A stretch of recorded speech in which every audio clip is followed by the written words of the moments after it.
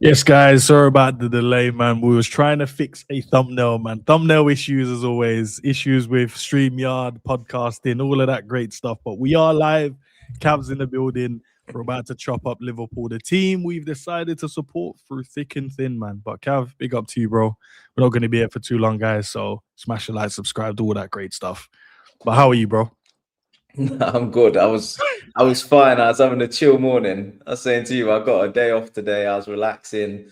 And then you 5 minutes before we went to go live, you had me stressing trying to find photos for a thumbnail. Realized I've got every photo on my phone bar one of just me. So we were editing, we were cropping, we were trying to find something mad stressful. And I realized that there's more photos of you, or I'm talking myself, more photos of me on other people's phones than my phone. How crazy is that? Yeah, I had to shout out to my missus, say, yo, can you send me a photo of me? Because I ain't got one. How weird. So no, but that's why are we not taking to be fair, why are we not taking photos of ourselves? No, don't do the we. I know. No, why are we? I know you do. I've known you long enough now, and I've seen that WhatsApp image change enough times now to know there ain't no we, bro. You take photos of yourself. Sometimes you have to, though, Cav. Sometimes you gotta kind of just, no. If you feel good, you look good that day, you just take a snap in it. You leave the house and you think, no, I'm not going to see anyone I know. Yeah. So I just need to let them know that I'm actually looking all right today. You take that photo. Nah, yeah. It's not, if you're feeling good about yourself, you take a picture in it and just say, yo, look, guys. That maybe not put it on Snap or all that stuff that people use, but you put it as your display pic in it, just an update, make people see what's going on. You know what I mean? You might be feeling yourself that day, or is it just me? I can't lie. I probably look the same as I did when I was 18, so there ain't no update from me. It just looks the same guy. He's kind of grown up. Yeah, he's just looks the same. He's 32 now. He's just in a different place. Same guy, different place, different backdrop. You know. Big up to the chat. I see a few of you guys commenting. Maybe a few of you guys are busy doing your day today, man. But yeah, smash the like, man. Would love and appreciate it. Liverpool FA Cup 3-0 win. Oh, listen, I know we like to say we're back, but we're never back in it. We just find ways of messing it up when we find a decent bit of rhythm. But I'm gonna be honest, Cav. Yesterday, I enjoyed the game. I sat on my sofa. Telly was on. You know, watched the first 5 minutes, and I was like, it's interesting because Brighton are just bopping us off the pitch. Like, we can't get close to them. I'm like, listen, if we can weather the storm here, cool. Didn't shout my TV. I weren't getting angry. Didn't get anxious thinking that they could score. But I like the way that they were building up Brighton. Like, they literally did everything apart from look dangerous, in my eyes. Yeah. And then about 20 minutes in, I thought we put our foothold in the game. We tried a little bit. We tried to get involved. And then, yeah, we scored. When did we score? 41st minute? See, I thought it was a good game, Cav, if I'm being honest, bro. Like that.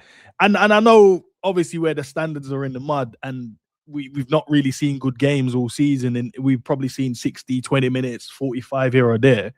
But I actually enjoyed that, bro. I swear, I was sitting there going, yeah, my wingers. I said my wingers yesterday on a call-in, by the way. So if you hear someone say it, then I did say it. I ain't gonna lie. Look, fair play. They actually did something yesterday. Now I'm with you. It's the first time in a long time that I've not wanted a Liverpool game to end.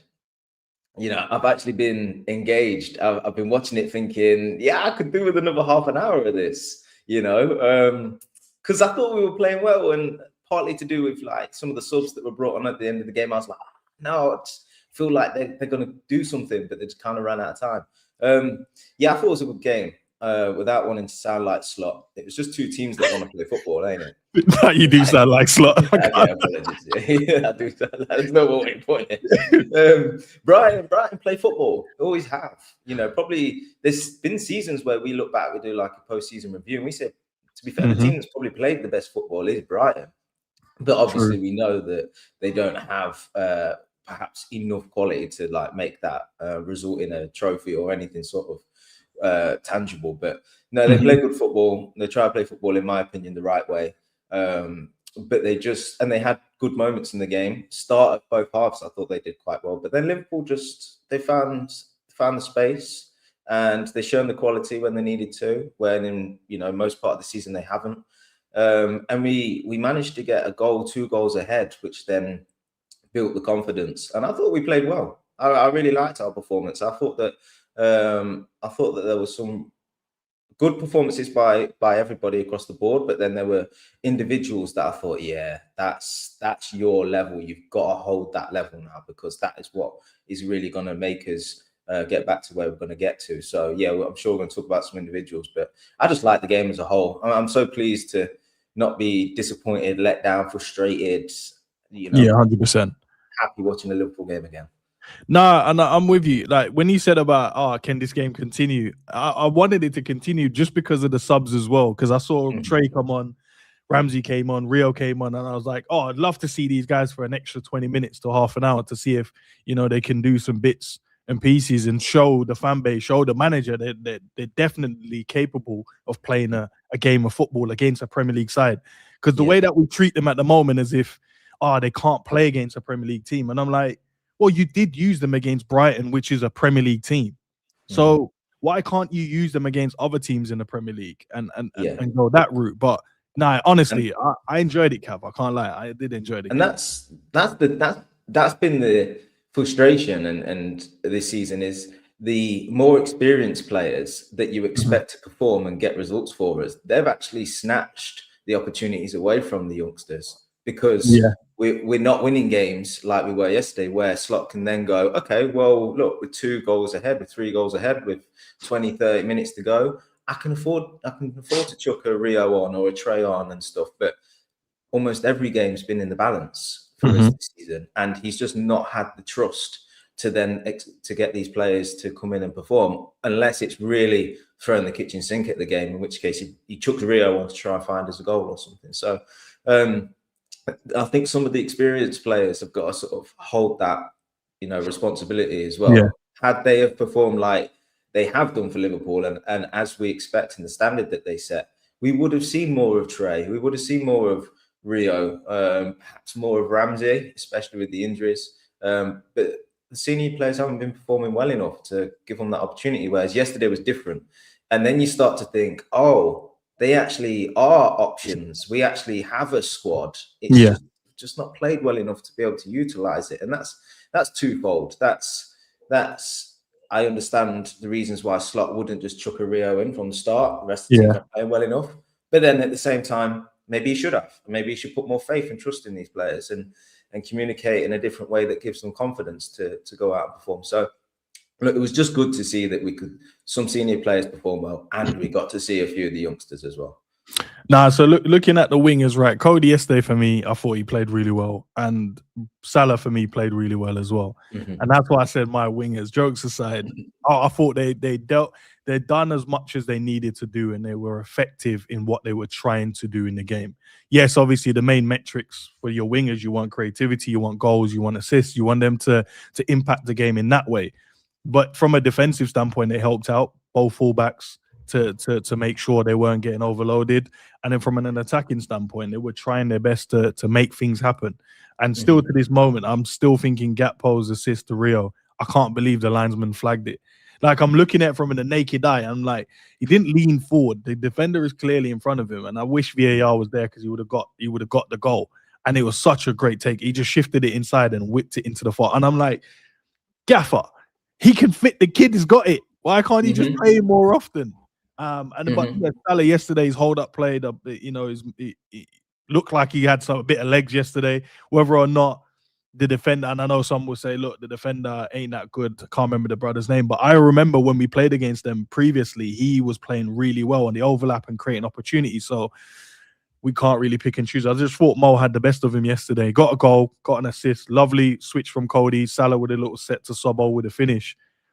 And then, he won the penalty. So you weren't normally, you're like, Salah is out the game and someone's won a penalty and then he's got his GA. He actually won the penalty himself and then banged it in the top corner. So, I felt like those guys did well. And when you said about senior players standing up, these are the moments. And then it allows the youngsters to come on, because the senior players have done their jobs, isn't it? Yeah, exactly. And look, you're dead right. Salah had his best game maybe this season. I don't know, possibly. Trying to remember a game where he played so well. But I think for me, he was receiving the ball a little bit deeper, which meant he had space to run into, you know, and in years gone by, Salah had the pace to burn anybody. And then teams would double up on him, so that space necessarily wasn't there. Whereas that's not the case this season. People aren't doubling up on him. He's just not good. He's just not good enough to beat his fullback. Yesterday, that was different. Received the ball in areas where he could turn, and instead of coming inside and looking for a cross or through ball, actually he turned on the outside and ran towards the byline. And yes, he's not got the pace to perhaps do people over long distance now, but actually I think in short bursts, I think he has got that pace still to get away from players. And it's about making sure where you receive the ball, then you've got your distances right. So if you know you're quicker within 5 or 10 yards, well, make sure that you're within 15 yards of the byline then, so that basically that the minute you get away from somebody in 5 or 10 yards, you've then got yourself in a position where you can make a decision. And is that a cutback and shot, or is that a cross across the box, or what is it, you know?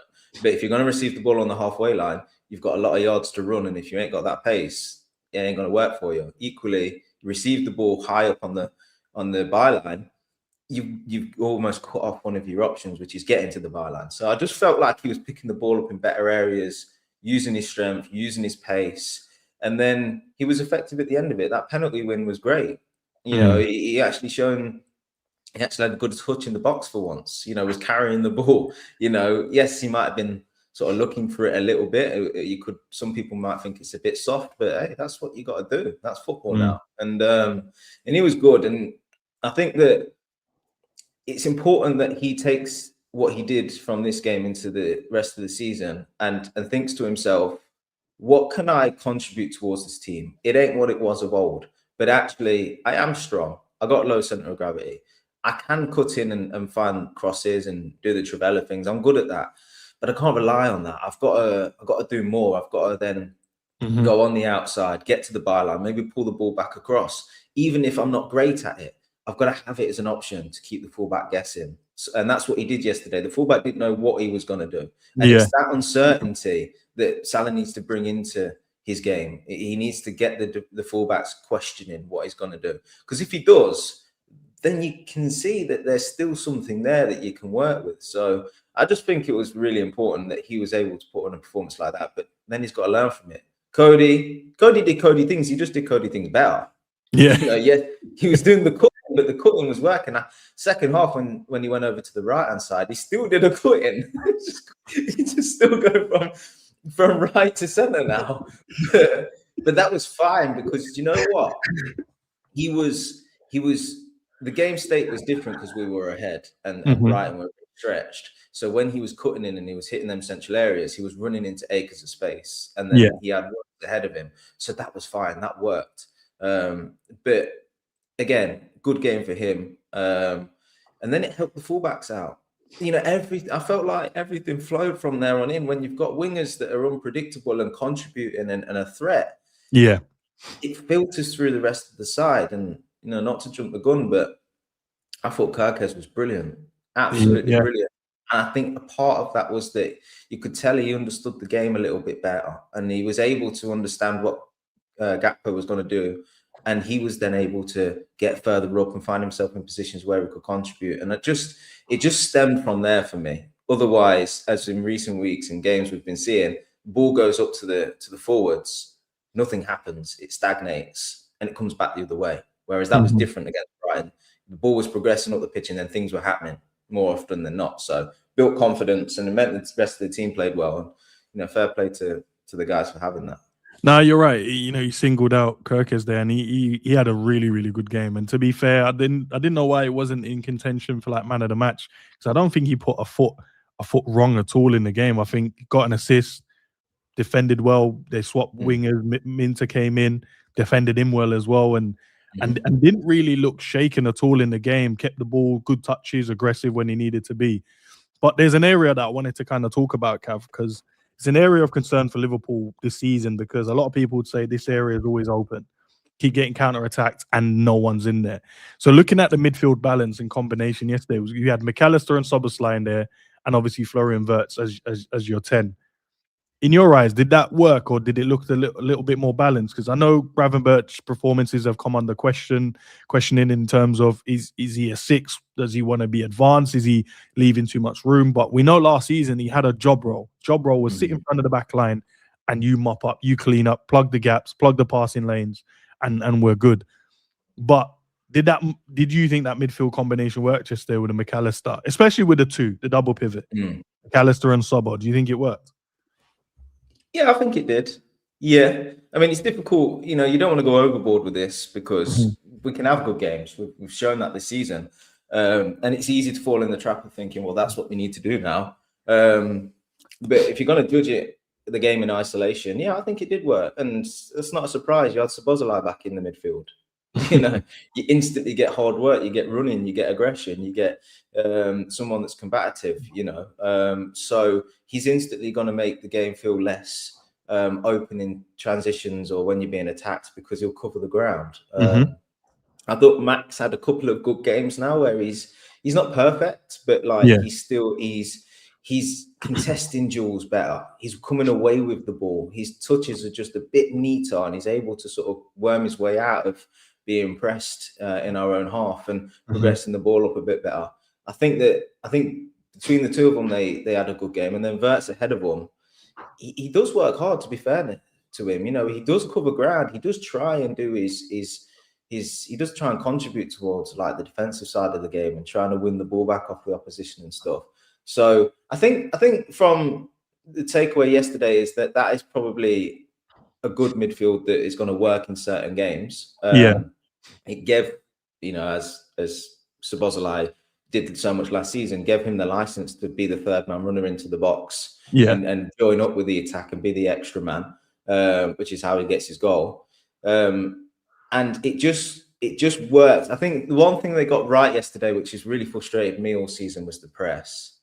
You see, it doesn't matter what midfield combination you put in there, none of it's going to work if you've got one of them vacating their position because he wants to go on a one-man press and press the opposition goalkeeper or defenders, leaving a gaping hole in midfield. They didn't do that so much yesterday. They all seemed pretty set in their position, controlled the ball, and then when the confidence came, broke from position and was able to link up and contribute. So, yeah, look, I think it worked pretty well. I think, again, without repeating myself, I think when you've got forwards that can hold the ball and be effective with it as well, and the midfield isn't running back and forth, it's able to get the ball forward and then there'd be a sustained attack there. They're always going to be a bit more controlled in their game. So I liked it. And it was good for Grav to get a rest because I think he's so well liked and he was so effective for his last season and so pivotal to what we did. That he's got so much credit in the bank and he's young and I think we all like him stylistically, but truth of the matter is this season and of late he's not been very good. He hasn't. Yeah, no, you're right. And sometimes we can judge players so much through what they do on the ball, and I think Grav's on the ball actions are okay. It's off the ball for me. So positionally, just all over the place at times, doesn't cover the space particularly well. Tracking back is jogging, and it's all those things that have exploited us, which I think it was good that he was able to get a bit of a rest, look at what the team can do without him, and hopefully give him a bit of a kick up the arse to go, look, if you're going to come back into the midfield, you've got to perform. It's a crucial area of the pitch, and almost, if you play well enough, everything could go through you. So let's make sure that you're performing up to the level we expect. So I think those are great points, to be fair, as well. And just looking at the midfield in general, being able to shift it around and still get a positive result. And it felt like the Liverpool of old, where it didn't matter who came in, the team still performed at a top high level and got create chances, scored goals, won games of football.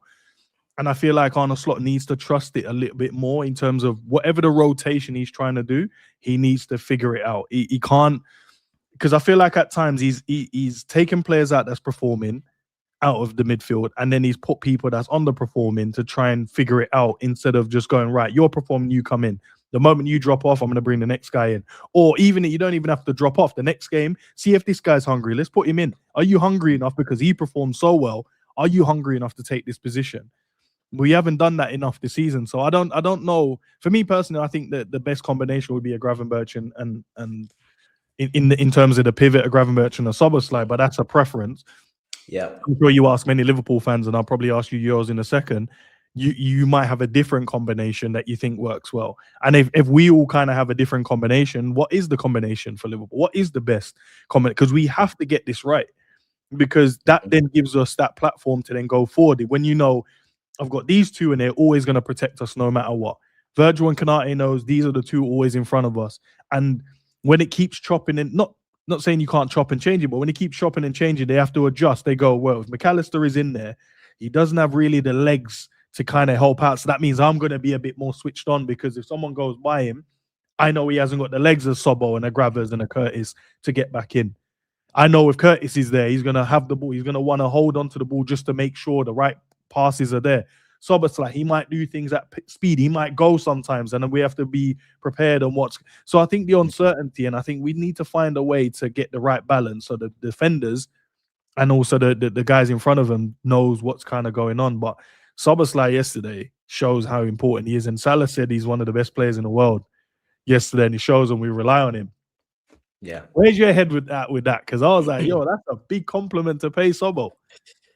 Yeah, I mean, he's certainly up there with players currently in form. He's been, I mean, he's probably been our best player so far this season. I think he had a little bit of a dip, but I think he had credit in the bank at the start of the season that sort of got him through that. But then recent games, he's sort of shown again that he is so vital to this team or whatever it wants to do, because we've got a team full of players with quality and ability, but they ain't got a lot of power, they ain't got a lot of pace, not got a lot of willing sort of runners off the ball, and he's obviously different to that. So I think it's, you know, we've said it, so many of us have said it, that it was stupid to take him out of the midfield, because he's the energy. He's the guy that's in form and has been in form. He's the guy that's you know, aggressive, covering gaps, you know, covering his players that are out of position, filling in, doing his defensive work rate, carrying the ball. Passing's been better this season, I would say. You know, I know we joke sometimes that he can't make a 5-yard pass, but he can make a 50, 60-yard one. Actually, I think his range of passes today. It's just, he dropped the ball. It was a free kick in our own half, and I can't remember. Did he just drop it, or someone dropped it and he just ran onto it and then hit the heart? Yeah, and he dropped to Salah, and I'm watching it going, no. But if you know, the thing is, like, when we lost Trent in the summer, we knew we were losing that. We knew we were losing a player that's able to hit them long, accurate passes. So I don't understand why we didn't look at Szoboszlai as a man that's capable and go, okay, it's not quite going to be the same, but at least the drop off of losing that attribute in the side isn't so big if you give him the ball and enable him to do it. So I don't understand why we didn't look at him at the start of the season, or Slot looked at him and went, hard working. The rest of the midfielders probably aren't. You need that, especially in the Premier League. Let's leave him in midfield. Let's have him, you know, picking out them long range passes when he needs to, because that gives us a bit of what Trent did last season, and just leave him there. And when, especially when he started the season well and has been in good form, I get it. He's versatile, and you need to cover the fullback position. But I think it's a mistake doing that with him. Let him just be the guy that's box to box, you know, that's contributing to team, working hard, putting energy into the side. Leave him there, because as you've seen with him yesterday in midfield, what he can do. So yeah, he's been good. Probably is one of the best players in the world right now. And it's no coincidence that there's these talks now about contracts and links to Real Madrid and stuff. But such is the way. That's football. I get it.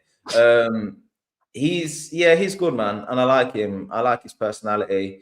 He seems like a leader in this team. If we're thinking about, you know, the evolution of Liverpool, next season might look like a post-Salah, maybe even a post-Virgil world, maybe even a post-Alisson world. And you're looking around thinking, yeah, you've got players who are captain of their national teams, but who's really leading Liverpool? Who's really stepping up right now? And Szoboszlai is one of those guys where you'd look to and go, I could see him being a future captain because of the way he's performed, the way he plays, his character and everything else. So yeah, fair play to him. His goal yesterday, was just perfection. The whole move was great. And I don't know if you thought this, but I'm guessing you did. When Salah cushioned that pass into his stride, you just thought, there's no one else I'd rather be running onto this ball. Yeah, same. It has to be him. Same. I was thinking like if it was McAllister, I was like, he wouldn't have got there. And then if it was Gravenberch, he might have just snatched at it. If it was Wirtz, he might have tried to add the cute and cleverness to it.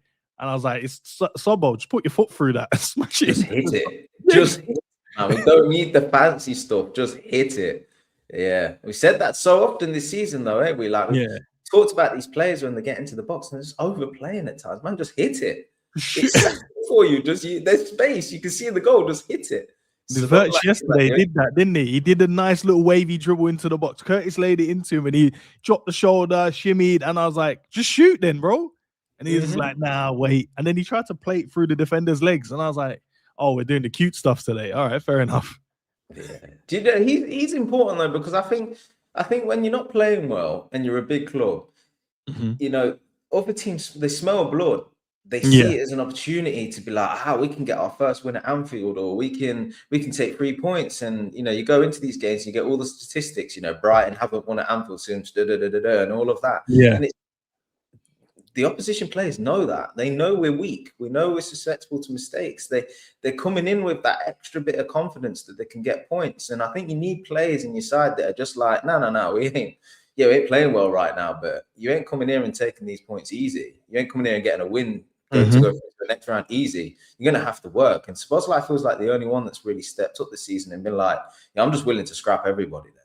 You know, I might not be in the best kind of form, but I'm turning up, I'm running, I'm being aggressive, you know, I'm going to work hard and just put that, you know, blow across the opposition again. You know, not everything needs to be a knockout punch, just land a jab, let them know you're still there and in the fight. And I think that's what he's kind of given us this season. You know, I think he's just given us that amongst good performances. He's given us energy.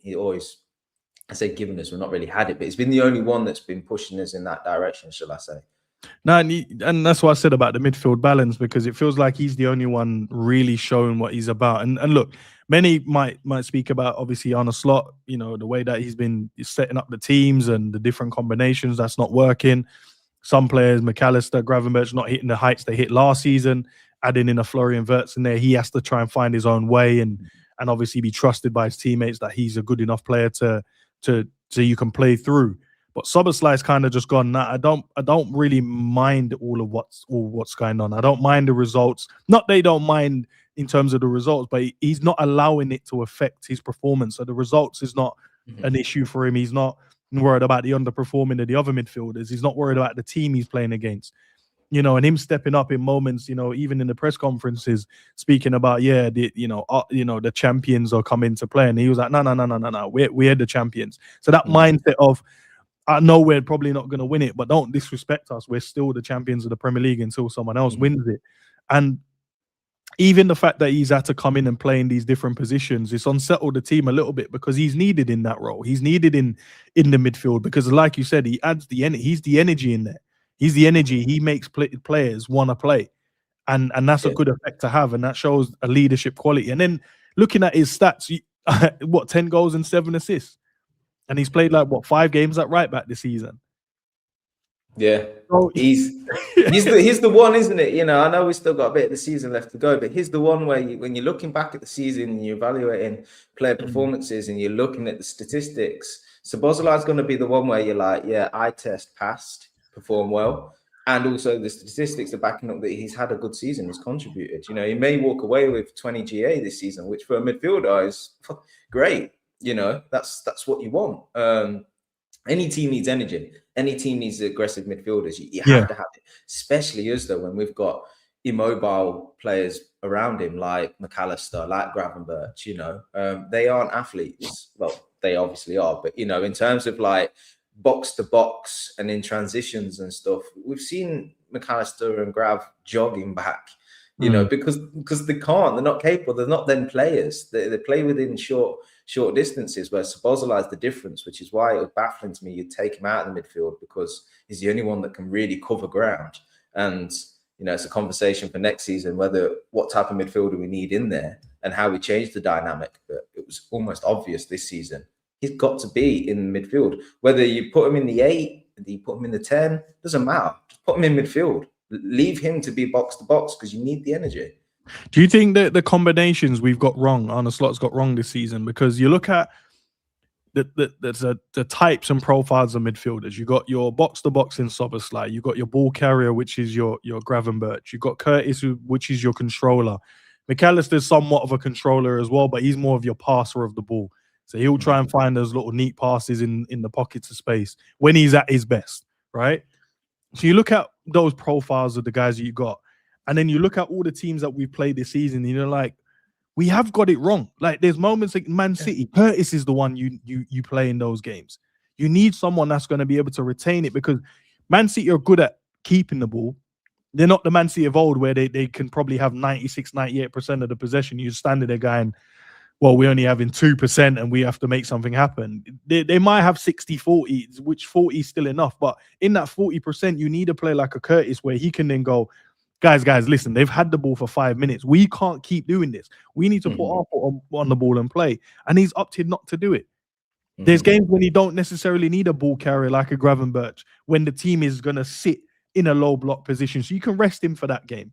You need the players that's going to be like your box to box, like your Sobo. If in case they break, I need someone to go and do that work. But I also need someone that's going to be good in possession and try and find those clever parts. So you can change it as you see. But Arne Slot this season feels like he's just mismanaged them in a way. He's not played the right players in the right games.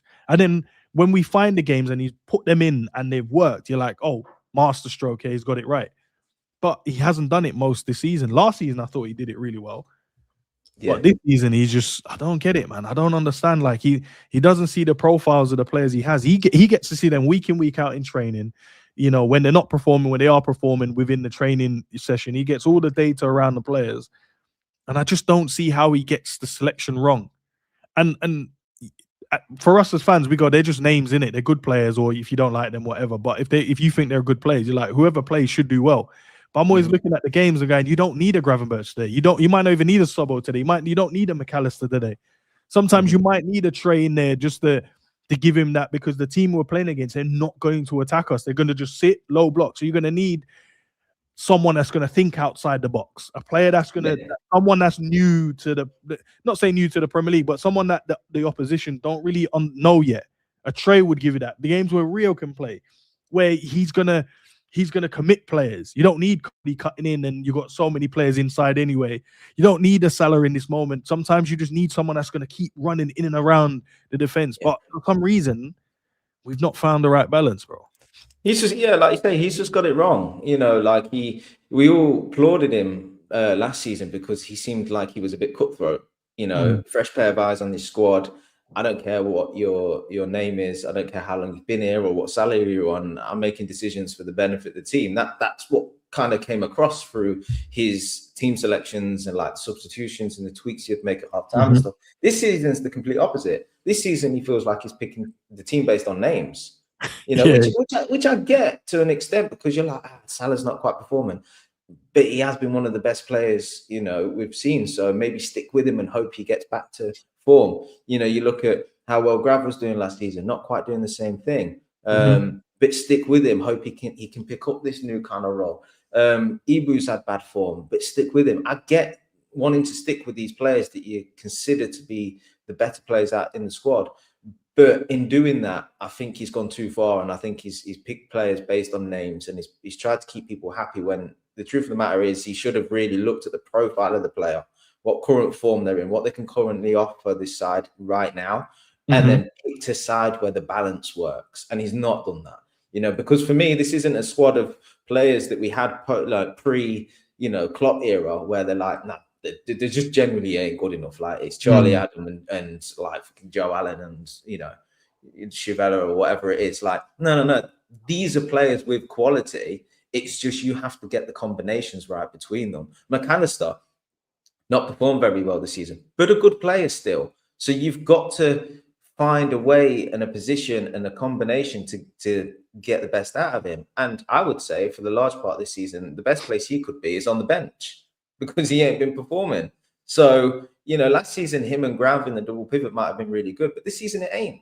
So take him out and leave Solbo in the midfield next to a Curtis, or you know, try put Endo in there. You know, like, yes, he's not the future of Liverpool, but we're not talking about the future of Liverpool. We're talking about Liverpool right now. And if he's a defensive-minded midfielder that he can just plant in front of the back four and then have 2 8s advanced of him, one that's Grav and one that's Szoboszlai that can carry the ball and transition the ball well, go with that. But it feels like he's gone, no, I don't want to try Endo. I don't like that name. He's not the future of Liverpool, so I'm not going to do that right now. I don't want to try putting a Ramsey because he's too young and inexperienced. I'm going to actually move my whole team around to compensate for that injury in that position. I don't want to take Salah out or even yet leave Szoboszlai in the right wing position because that's currently working. It's like, nah, it's you just picking your team selections are wrong. And I think he's ultimately fell victim to it because the team hasn't been performing because it's got no balance and it hasn't got the energy and it hasn't got the combinations in the team that work, and it's ultimately become a bit of a shit show. So thankfully for us, you know, Max had a couple of good games. Thankfully, Curtis is got selected again, which means Szoboszlai's back in midfield. Thankfully, Salah's had a bit of a better game. So these things hopefully will just improve, and it means that if he's going to continue to just pick the names hopefully just start performing then, and we get better for it. But for me, for the most part this season, it's been glaringly obvious that players just need pulling out the side, and you just give the youngster a go. You know, Gakpo's not been performing on the left wing. I know it's Gakpo. I know he's on more money than Rio. I know he's more experienced. I know he's got World Cup coming up. But right now, he's just not performing. So how much worse off can you be by just chucking Rio in there? And then what Slot doesn't have, which maybe we will have had before with Klopp, is like, yeah, I'm putting the youngster in because he's good enough and I trust him and I back him and it's good for his development. And even when he doesn't have a good game, just go, no, he did this right and focus on the positives. And within like a 10-game spell, or you might even get halfway through the season, you'll see performances pick up from the youngsters that are talented, and because they've got that belief behind them. Whereas Slot's just cold and cutthroat, and he doesn't really even praise our players. And so, cool, if you want to be like that, you've got to get your selections right then. And he hasn't. So I agree. But looking at that then, Cab, like obviously our team has just been this weird performing team. Like we've got a 20-minute good game, 60-minute good game, 80 minutes somewhere in some game yesterday. You'd probably say at least a really good second half. Man City looked at really good second half. But we haven't been able to put together a good run of consistency. And obviously we know how important Champions League football is. It's top 5 this season. What's the reality if we're going to be honest with it? Like, because I've looked at and I've thought, Liverpool is going to finish around 6th. That's my honest opinion. I look at the Man United effect. I look at Chelsea, but then Man United, like in the last game, I'm like, oh, they've won 4 in a row. Can they win 5 in a row? They drop points against an informed West Ham. Then I look at Chelsea and I'm like, you guys got players, but then they also got that air of things can go wrong with them at times for no reason. Not because they haven't got good players. They just do random things in games and you're like, what you get. So it's there for us to get, but I just don't see how we're going to do it. There's plenty of games left, but is it realistic to think that we'll finish in the top 5? Yeah, I'll tell you as to why, right? I think we will. I think we finish 4th. And I think it's because Slot's spoken about these players being fitter now and being able to play 3 times a week, right? And I'm going to trust him on that because actually performances have improved of late. But also, I think when you come to the tail end of the season, new players are bedded in a little bit more. We've obviously got, hopefully Isak can get back. Hopefully Frimpong can get back. So the squad's going to be bolstered with these players returning, hopefully. But I think the most important thing is we're going to get towards the end of the season, and hopefully we're still in the FA Cup, we're still in the Champions League. But in the league, teams around us ain't very good, and they ain't breaking away. There's no gap being pushed. And I think the Anfield crowd, and I think the fans, and therefore the atmosphere around Liverpool is going to be one of a bit more fight. I think we're going to finish strong towards the end of the season. I don't think we're going to play great, And I don't think it's necessarily going to be down to Slot.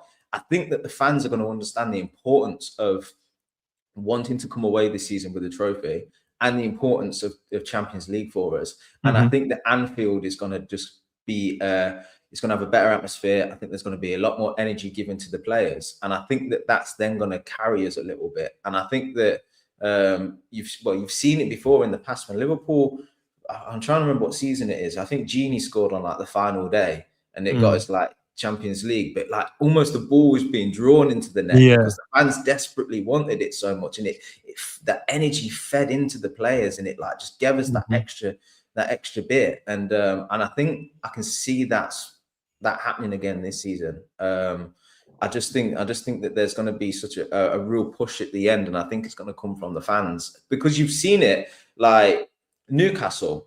Yeah. It's almost like, I'm not going to call it a turning point, but like because Anthony Gordon rocked up with his long hair and his cockiness, and he started like battering us, the Anfield crowd got frustrated. They got angry. They got off their seats. They started shouting. Whereas Anfield's been silent. I've been there. I've experienced myself, this season. You sit down, you watch the game. There's nothing to get you off your seat. There's nothing exciting. It's dead. It's dormant. And the opposition feel that, and they think, I'm gonna play my game here and get some points. The minute the crowd gets up, different game. Liverpool has suddenly got fight. They've suddenly got confidence, and it snowballs and it builds and it grows from there. And the best performances we've seen this season is when the crowd's been behind Liverpool at Anfield. And that Newcastle game, the only reason, in my opinion, we won that Newcastle game was because Anthony Gordon was there and he wound the crowd up. And then the crowd got energy and it got the team going. I think yesterday the team played well enough that then the crowd was good and it carried the team a little bit and it gave them energy. And I think going towards the end of the season, that's where you really want to be performing, because that's when you win your trophies. That's where you get into your top fours and you get your Champions Leagues and set up your following seasons. I think the crowd's going to know that, and I think they're going to get behind this team, and then I think that's going to be enough to sort of spur us on and get better performances and ultimately get us in that top four. Because, like I say, you can have all of that, but if I know United had a good run. With Carrick stepping in, and I know Chelsea is sort of up there, but I just don't think they're good enough to break away from us when we get that extra bit of energy back. So I think that's ultimately what it's going to come down to. And like, let's not forget, if we find a way of performing like we have done in the Champions League this season, and we get through to the quarters and we get through to the semis somehow, Liverpool are going to look different. Doesn't matter what manager you've got in charge. When you've got these fans behind you, and you feel like we can do it because, like, we've done it before, 2005, we shouldn't really have won it, but we did. We've got that backstory. That's what heritage buys you. It buys you that when you've got hope, it ain't false hope with Liverpool fans, because we've been there, done it before. And so it's like, this is us, actually. We're never the best team around. But when we get together at the end of a season, we somehow find a way of winning things or performing or doing something that inspires. And I just feel like that could possibly happen again this season. But maybe that might be false hope from me. It might be a bit naive from me, but I've just seen enough performances this season where the crowd's been behind the team, where the performances have looked so different. And I can just see it happening again. No, listen, in terms of what you're saying, we've seen it. You're right. When the fans, once the Anfield fans is up and roaring, I don't know what it does, something different to our players. All of a sudden, the pitch feels smaller for the opposition. It feels like they're in a cauldron and they can't get out. And players have spoken about it. They can't hear each other. Every time I'm running, it feels my legs are feeling heavier as I'm running. But like, there's just something that happens to the oppositions. But I feel like it's just this season where we haven't had enough evidence from this particular unit and squad to kind of give me like, oh, are they going to be up for the fight? Szoboszlai's showing it. Kirkes is definitely showing it. Has other players really shown, like, are they going to be up for the remaining games for this season? Are they looking at the league table and going, now, guys, we can finish fourth in terms of what you're saying? I don't know if the guys have that. And I look around at them and go, what is it going to take for them to realize that this isn't been good enough? Like, because it's all well and we sitting and having 4 or 5 meetings in a row and saying, it's not good enough. But I don't think there's a realization that it's not good enough. The only benefit I would say, yesterday I did hear the fans a little bit more than I'm usually here in Anfield, and I don't know if you heard them as well. It felt like the songs were ringing out a lot more, and it wasn't And it didn't kind of take the players to do something for them to do it. It was just like, no, we're going to support the team today, no matter what. We don't need them to give us anything. We're going to give them as much as we can. And then hopefully they can then do an exchange there where they go, oh, they're here to back us today. Let's try and find a way to give them something. So at least there's an exchange. And that's how I felt with the game yesterday. But I don't know if we're going to have enough, bro. Like, I'm looking at the squad and I'm going, is the manager going to rotate when needs be? Is the manager going to get the balance right, like we spoke about in the midfield? Is he going to go like, Ro, that wasn't good enough for 50 minutes. I'm going to give Rio the opportunity. Oh, Grabs or Sobo or Mac or Jones, that's not been good enough for 60 minutes. I'm going to give Trey the opportunity. Yesterday, just watching the way Chiesa pressed, for me, it doesn't go unnoticed. I watched him close down the lanes that forced the goalkeeper to make decisions. And I'm like, that's been our problem with our press this season. We're pressing as just single players without any ideas. What he was doing, he was pressing to force them to pass, and it allowed Salah and Gakpo to squeeze even further up the pitch. And then he had to go longer. And then if he did pop it into the midfield, there was players in and around there to try and smother the player trying to turn. Baleba did well in the first opening half an hour because we weren't doing that right. As soon as we started pressing right, Baleba then was missing in the game, because I was hoping that Baleba finished the game really well, because I was gonna see if the callers or the fans were gonna be like, oh, that's why we should sign Baleba, because I'm just watching it. But then the next 45 or the next how long he was on for, because he got subbed off, I'm like, you didn't notice him in the game after that. He didn't have the same effect he was having. And we got the press right, we got the triggers right, we got the combination right. But my trust is, I don't know if Arne Slot is going to be able to do this going forward for the remaining, we got 14 games, I think it is left, or whatever we've got left. I don't see him going, right, our next game is Forest. Normally, he's always saying stuff. He can't even, he struggles to beat Forest. They're going to have a new manager, that new manager bounce. What are we going to expect? Are they going to play the way Brighton played, or are they going to play a more defensive style? Do you have something in place? Because we've got 8 days now up until that game, or 7 days now up until that game. Am I gonna see us go into this game with a clear vision of what we need to go and execute to go and get this win, or are we gonna go into this game and we're gonna be like, oh, so the Brighton game was just a one-off then? We're just back to normal Liverpool again. Do you know what I mean? Is Salah going to go back to being that? Is Gakpo going to go back to doing nonsense? Is Chiesa going to get rewarded with in my opinion, the performance he did?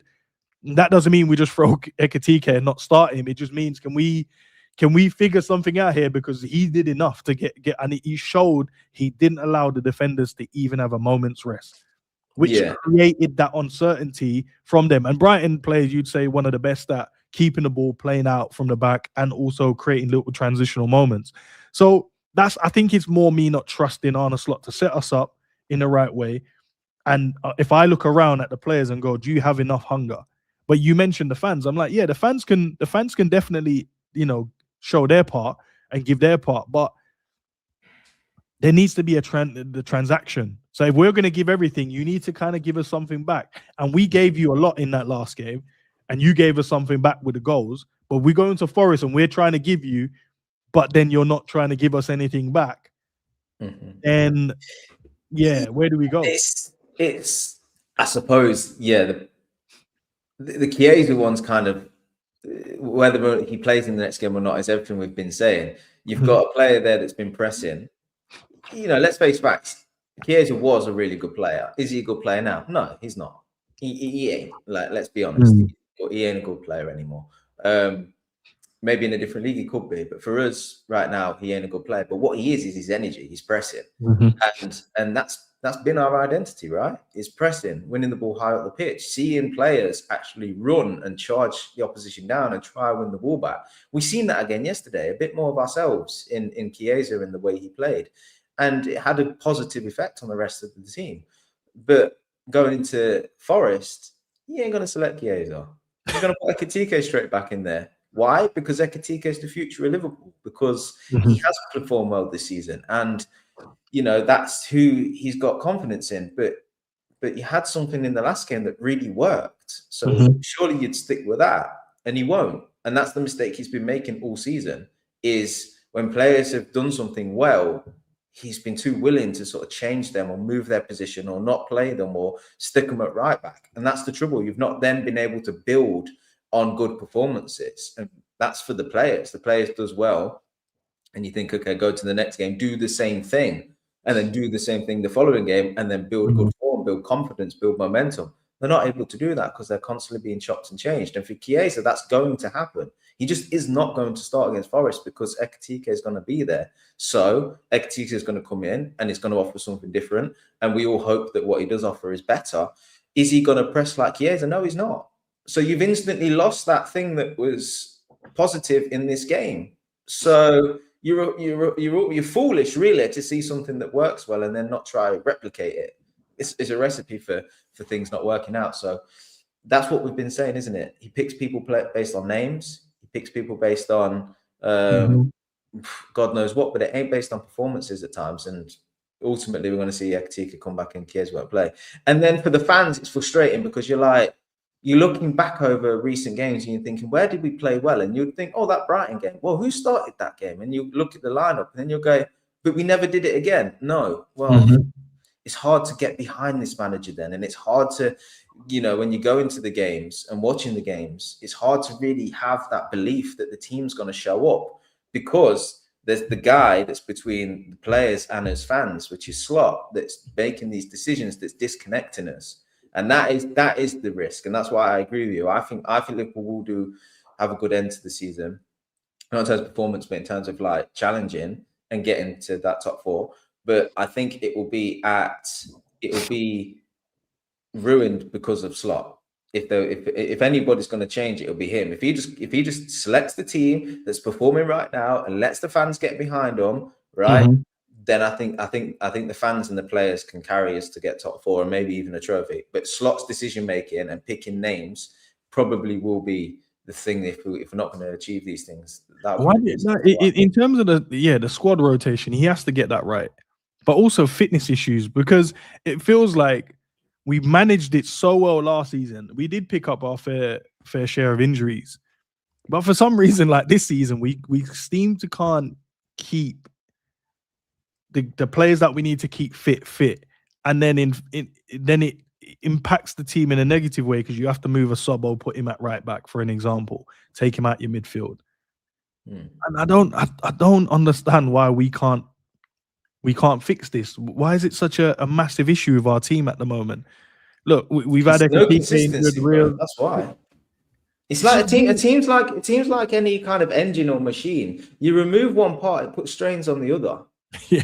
That's what it is. One piece breaks, you just replace that one piece. You let the rest of the engine keep working as it does. You don't start moving all the cogs around.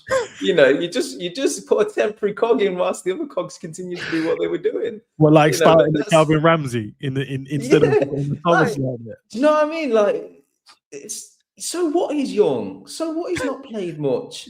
He's a right back, ain't he? And I've seen him against Palace. He looked absolutely fine to me.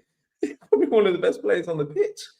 Put him in. Let the rest of the players play the same position they did in the last game and just replace that one thing. And if you don't perform well, try somebody else right back then. But don't start moving the whole side around. The team, we've said it for years, the team with Salah in it is already unbalanced. It just is. But that's okay, because if Salah gives you the output, you can get that. What you don't do is go, well, the team's a bit unbalanced because of Salah. I've got this injury. Let's just change everything around whilst keeping Salah in there. It don't work. This stuff, and this is what frustrated me this season, is because this stuff ain't rocket science. If you've watched football for a few years, you know this. You haven't got to be a football coach. You haven't got to be a manager. You ain't got to be involved in football. If you just watch football, this stuff's always been obvious. Like, it's just that this guy, I feel like last season he's shown a lot of intelligence. This season, I think he's probably overthought so much, and the pressure's probably got to him. And like you said the other week, it's the first time he's ever lost games.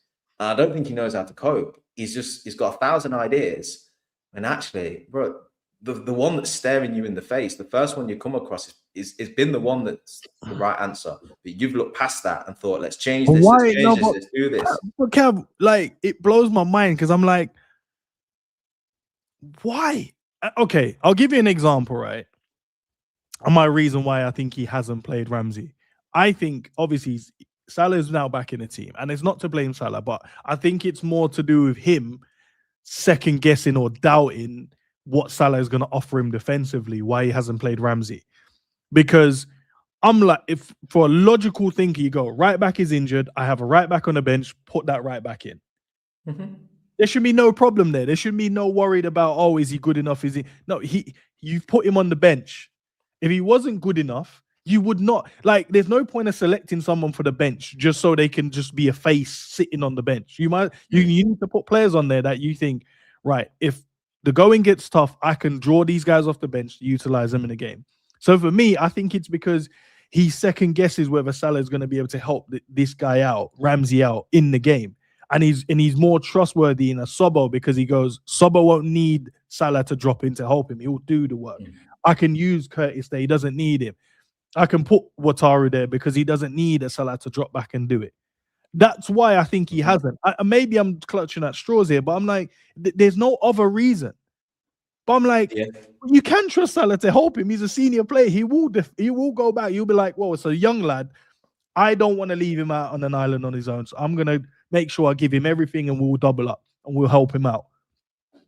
But that's what it feels to me. Is like, do you not trust him to help this kid? Do you not trust the kid to play simple part? It's not like the right back. He's utilized the right back this season in this magical, effective manner where he's going, yeah, Ramsey can't offer me what I need him to do. Ramsey can't do the magical things that our right backs have been doing this season. I'm like, no, they've got the ball and passed the ball. They've done an overlap. They've done an underlap. They've crossed the ball, and a few times they've run into the box and got a tapping like Curtis did yesterday. So it's not magical stuff. Mm-hmm. Where does he think that, like, these players come from? Like, are we, I mean, going beyond the game now, I guess, but like, Slot probably ain't going to be our manager this season, right? But you have to progress as though he is going to be. You can't make club-based decisions on, a manager not being here, right? There's got to be a vision. But he's looking at it and he's going, okay, I don't want to play Ramsey because for whatever reason. Well, what's the point in having him then? Like yesterday he didn't play Mamadashvili. Yeah. Why? It's a cup game. Alisson has not been great recently, right? And he's a £35 million goalkeeper that's currently sat on the bench that never sees minutes. So what you're actually saying is, right, that we're never going to use him. So come the summer, you've now got a problem. Because Mamadashvili is probably going to turn around like Kelleher did and go, well, I ain't staying for this then. And then we as a club's going to go, well, Alisson's probably got a year left and all of our goalkeepers don't want to be here. So we've got a problem. You got to the summer and you think, I've got Bradley and Frimpong, both good fullbacks, both injury prone, and now my youngster in Ramsey don't want to be here because he's not going to play. So I've got a problem at fullback.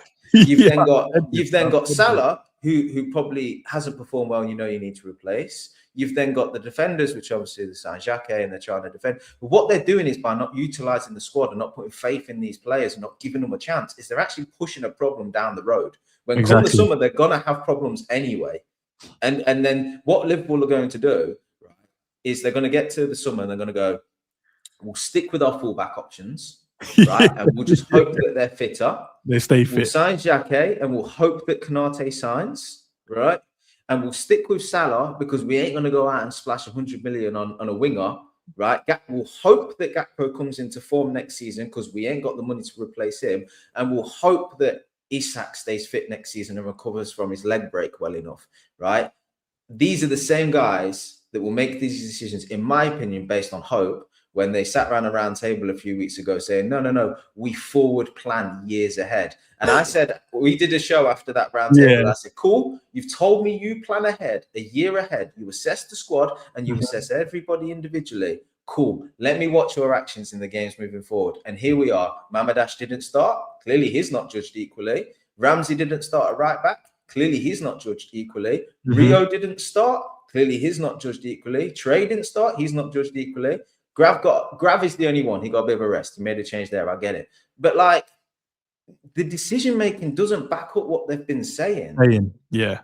So what they might as well have come out and said is, we're going to just pay the highest paid players, whether they're in form or out of form. Yeah. That's because that's what we're going to do. And if you're a youngster coming through, you better hope that you're a wonder kid and that with the 5 minutes you get, you do something incredibly special, because we ain't even going to look at you again. No matter how disastrous our squad depth is, we ain't even going to look at you. That's basically what they should have said, because that's what's been happening. So for me, if Liverpool played well yesterday, and Salah played well, and Gakpo played well, and I hope that continues, but that isn't going to take away from the fact that come the summer, these players are going to turn around. Like if I was Rio, right, I would be turning around going, no, I'm not staying here. Like I want him to stay as a fan. I want him to stay. I really like him. But like, if I'm Rio in this modern age of football, I'm not sticking around at Liverpool just the whole bench. What confidence have I got? You're going to play me next season? What? Because I'm a year older. What does that matter? I've not played. What's gonna have happened in my game? I'm probably the same player. Okay, I've developed a little bit more experience from being around the first team squad and traveling to away games and things like that. But I've not been playing. So what? I'm gonna have to wait till the shortened preseason because of the World Cup to show you in the space of 4 games, which I did last preseason, by the way, to think that I can get into this team. No, I'm dipping. I'm off. Ramsey says the same. Mamadash says the same. You've got 3 players there. Trey maybe says the same. You've got 4 players there that you probably didn't even consider you need to replace last season, because you'll be focusing on Gakpo replacement, Salah replacement, extra defender, maybe even a fullback. So this is where for me it's a bit like his decision making with squad selection.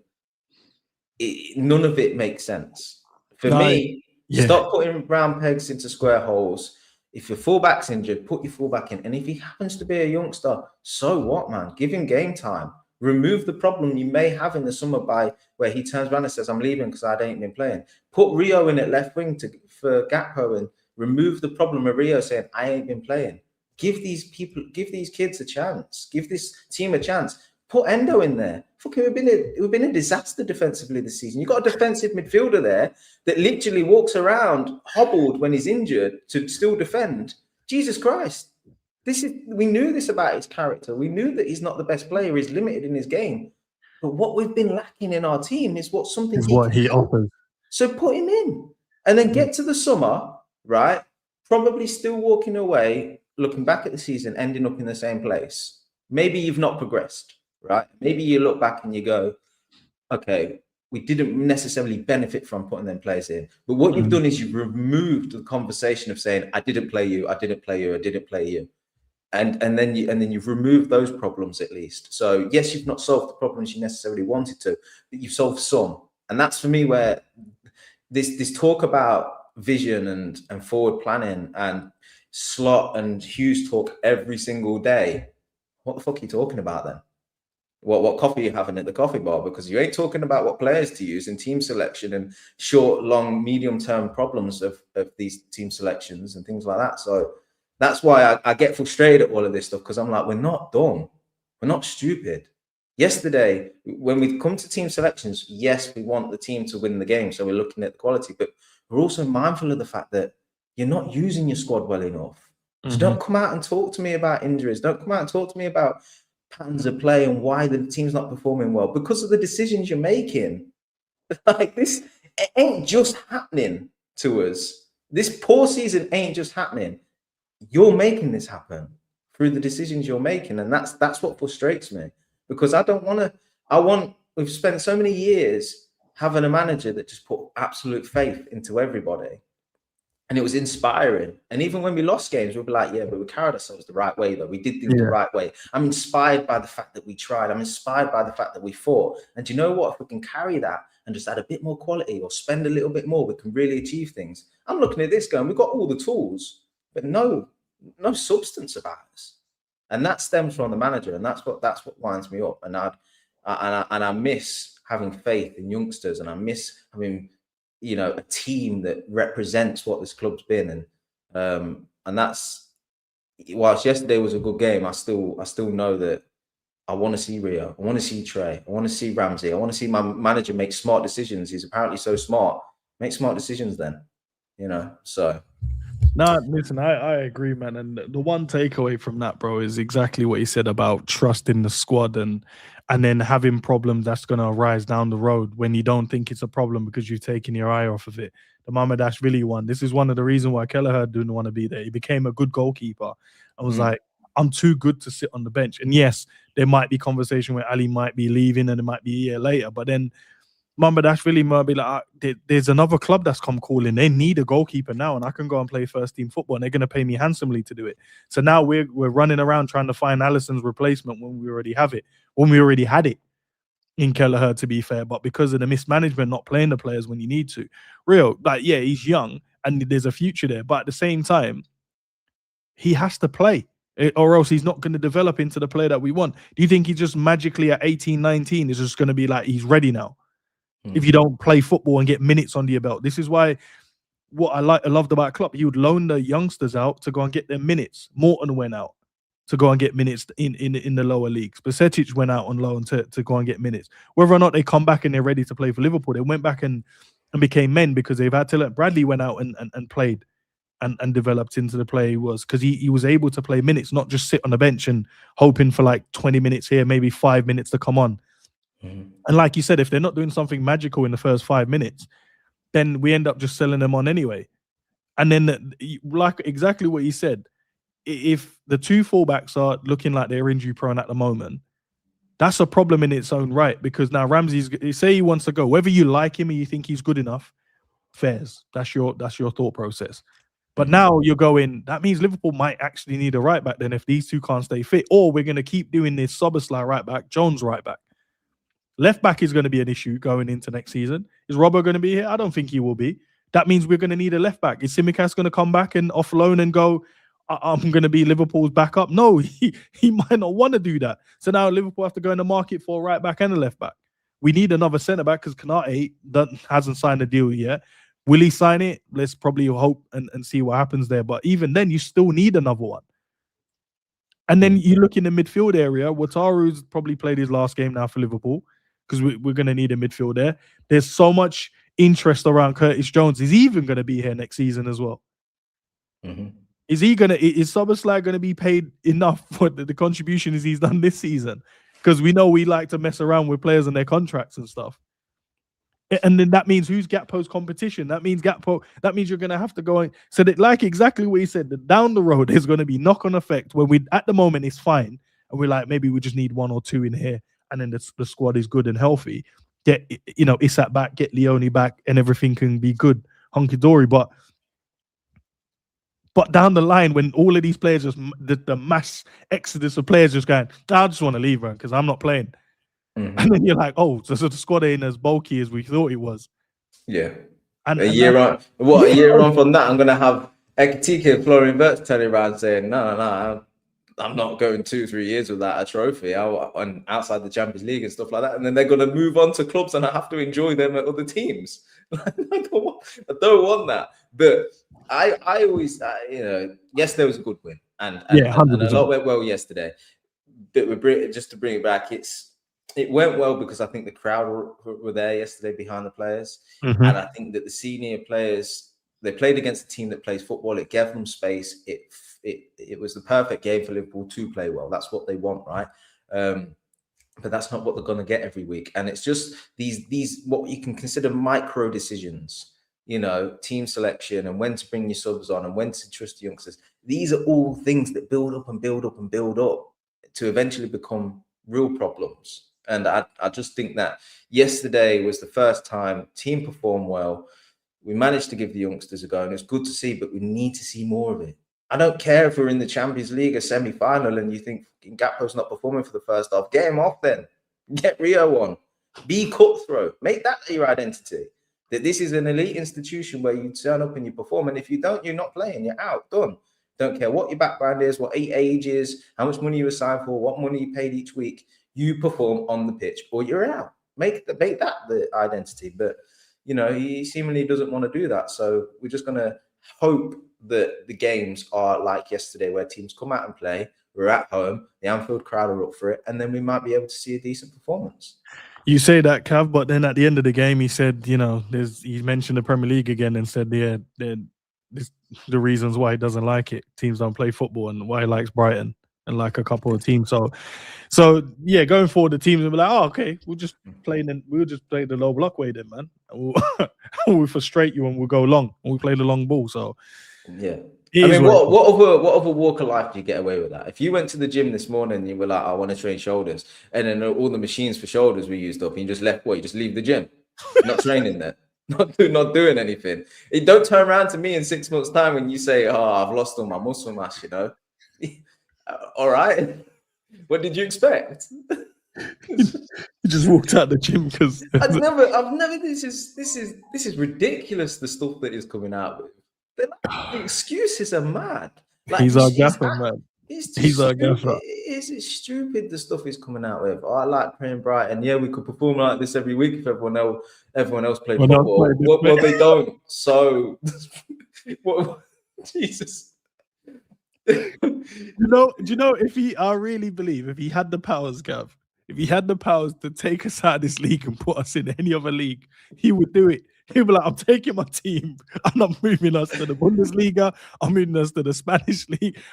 I'll rather play somewhere else. I really believe if he had the powers, he would just ship us out to a different league and go, nah. Imagine coming out and saying it though. It's like, we all know it, but imagine coming out and saying, yeah, we performed well today because that team tried to play out from the back. And I really don't like teams that sit behind because we really struggle and we end up losing, right? When you've got Forest coming up. Like, I'm not, this ain't like, you ain't revealing any secrets here, but Jesus Christ, talk about reaffirming what an opposition's going to do to you. It's just stupid. And then going, we know that's what you're going to do as well. We can't do nothing about it. Like, literally.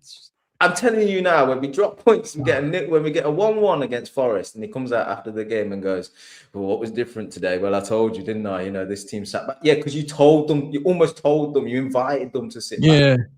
You know, imagine revealing your weaknesses. It's just stupid. Nah, he's on it, bro. He's on it. Listen, he's our gaffer at the moment, Cav. Until things change, he's here to stay. I'm scared though, because teams improved slightly recently. I do think we'll get top 4, and I think there's a chance we win this FA Cup. And I don't think we'll win the Champions League, but I think we'll progress. I think we'll progress a bit further. I know I'm going to eat a lot of humble pie in the summer when this guy walks away with top 4 and a trophy, and they say, "Yeah, we're sticking with him." I'm like, "Oh shit, we've got another year." This is the thing that upsets me, though. Like, how much longer is this going on for? Because we've got the rest of the season. We know that. I ain't confident next season's different. So I'm basically resigning myself now to another 18 months of this shit football. That's how long he's got left in his contract. So I can't do it, man. I can't do it. No, but that's what we chose, Cav. We chose this team. We chose this team to be fans and supporters of. So this is where we're at, man. We're in our period of our humble season. You know, if losing the amount of games we've lost this season and it's not worthy of being sacked as a manager, then him doing well is going to reaffirm what they think. And what they think is we've just gone through so much problems this season, things that we didn't believe would have happened or seen or foreseen happening. So we're going to give him the benefit of the doubt. And once that sets in, Cav, and like what you just said, because in their mind, as the business of Liverpool, they were like, in his first season he won the Prem, and his second season, even when he went through all of these things, he's still left with a trophy and Champions League football. You would be like, I can't sack him. I can't. Oh no, I hear it. You know, like I don't like all my staff, but if they perform for me, then let's keep paying, bro. Like, I'm a hypocrite. I'm not gonna lie. There's someone performing, I got someone performing for me, but they're, a bit strange or a bit, I don't like them. Stay employed. Do the job. This is where we're at, Cav, man. But listen, appreciate you, bro, making the time and chopping it up with me, man. Look, we got what, a whole week of no Liverpool. So at least we get a week of like relaxing and not worrying and whatever in it, and we can just focus on a bit of life. Maybe, I don't know. And then come closer to the game. Liverpool win the games, man. Like Liverpool won a couple of games. Like, Let's focus on the positives. Clean sheets as well, Cav. Like, I don't think a lot been made about it. 1-0 against Sunderland and 3-0 last night. So we're keeping clean sheets. What was the results previous to that? Did we keep a clean sheet in that one? Can't even remember now, but yeah, we got. No, it was 1-1, wasn't it? Steve just put an interesting thing in the chat about how we fired our set piece coach, and now we're suddenly all right at set pieces. Hadn't occurred to me. Yeah, we threw him under the bus as well. Oh, they got this big up Hughes and Slot, man. They recognize their problem. They quit out. No, but Cav, on the real, Cav, if there's a probational period, right? I swear in every job there should be that, right? If in the first 3 months you go, so we ain't scored a free kick, we ain't scored from a free kick, we ain't from a set piece, a corner, whatever, the numbers don't match up. Surely you'd be like, I need to put him on some sort of performance. So I don't know, put him on something, and then in the weeks or two, get rid of him. But we gone, no, we're giving you like 6 months, 8 months, and then we'll make a decision on it. That's what we did. I'm like, after the stat came up, you remember what was the game when the stat came up and it's like, this is Liverpool's 100 and something corners or something. I was like, they scored 1 goal. I said, get because we're seeing this like little box up in the corner on the TV screen during the game, right? Liverpool got 120 corners, not scored 1. This guy, right, that's a set piece coach, that's his metrics. That's what he's judged by, right? And we just was like, nah, it's all right. You'll be like, McAllister's marking the tallest man on their team and we keep conceding corners. It will be all right, man. It will be but like we're 6 months into the season now and it's a real problem. Nah, it'll be all right. It'll be all right. It'll work out, trust me. Do you know what? All that being said, Jack's right. Salah's corners were Mike said they're deadly. No, big up Mike, but you said they're deadly, bro. Yesterday, did he hit Cav? I blinked. Did he hit the side netting yesterday? Yeah. No, because I blinked. Do you know when the low bar was that you couldn't beat the near post? Yo, this guy didn't even reach the post. It was the commentary was like, yeah, not quite sure what he's trying to achieve here, but I ain't never seen someone score from that position, bro. I don't know what he was trying to do with the near post crosses, but God, no. You know what? Even at the end of the game, I see Rio marking Lewis Dunk. I said, nah, this shit ain't changed. It ain't changed, bro. No matter who's in charge of set pieces, bro, the smallest man, because we're gonna mark the space with the tallest guys. And I'm like, well, clearly then they're not trying to aim for an area. Clearly they're looking at the run off the big man, and we're gonna knock it into where the big man is gonna end up, and that's where we're gonna do it. So and he's gonna have a running jump. And I see him like fanning Rio off, bro. And I was like, oh, bro, like, don't do him like that.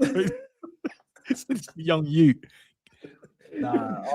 Poor Rio, man. Came on, scored a goal, wasn't even offside, got told to mark Lewis Dunk. I feel for the kid, man. Honestly. But yeah, we fired him. I swear someone's taking over it. Or did they say between the coaching staff? Was that the wording they used? No, they got that. They keep panning to the bench. I don't know his name. It's that new guy. He was an analyst. He got moved up. And he got moved up. Oh, big up to him then, man. Whoever you are, bro. Big up to you. You've made us better. Yeah. We scored free kicks. We're scoring from corners. We're not conceding from. I'm not gonna give him credit for the. No, but Cav, it might be a bit of a stretch. Okay, Cav. Ain't no way he told someone allowed to do them things. Then. All right, Cav. Look, the ball's gone into the box so much since then, right? And you get worried at all now, or nah? You're kind of like calm at the moment. No, I'm worried, bro. I'm not. I've got an air of calmness about seeing when the ball lands in our box. I'm all right. No, I'm worried, bro. I tell you what, the thing is though, Konate's improved of late. I think he's been I think in the past few weeks, I think he's really picked up, and that helps. That contributes. You know, to have two centre backs that you've got a bit more confidence in now. Mm-hmm. It really does help, and it you know, set pieces are, you know, they're in. You can judge them in isolation. I guess it's how you set up, it's how you attack them. It's your whether you do zonal or man-to-man. But if you've got two big centre-backs that are playing well and informed and confident, then you'd hope that affects then the set pieces as well. But who knows, man? Who knows? All right, but listen, Cav, as I said, man, I appreciate you jumping in chat. Love for getting involved in the conversation as well. Sorry we didn't get to most of you guys' questions and comments, but if you got any thoughts, leave them down in the comment section, and I'll definitely reply to the ones that you guys put in there. But we've got a few days now in terms of the channel. There's a few things that I'll schedule for you guys. Quiz is going to be on Friday, which I'm looking forward to, and a few other bits during the week as well, a few collabs. And then we look forward to the Forest game. I say we look forward to it, but we're unbeaten at the moment. Clean sheets all over the place. Now I say all over the place. It's only been 2 games. They're not all over the place. Nah, but it's clean sheets, man. We're defending better from set pieces. Salah looks like he's back. Gakpo looked okay. Looked like he was being Cody, but making better decisions. The back line looks strong. Sobo, as Salah said, he's one of the best in the world, if not the best in the world. And then when they asked the manager goes, "Oh, what do you think about Salah saying Sobo?" He's like, "Yeah, but there's other players as well in the world." This guy. Oh man, you try give this man a life raft in this land. Nah, there's others, but Sobo is one of them. I'm like, no, but they didn't ask about the others. They said you agree, just let it land, didn't it? Just go, yeah. Nah, he's definitely world class. Yeah, this guy could do well off of a management course or psychology, course or something, because he is terrible. He is an enemy of the club. He's in with you like Salah glazed off someone in the interview, and then you got Klopp. Yeah, so Klopp, Slot, you had one job to do. Is just back Salah what he said and agree, and then we move forward. You go, yeah, there's other players in the world, and he's one of them though. But I'm just like, bro, allow it. All right, man. Let's head out of here, man. Big up, everyone. Peace out.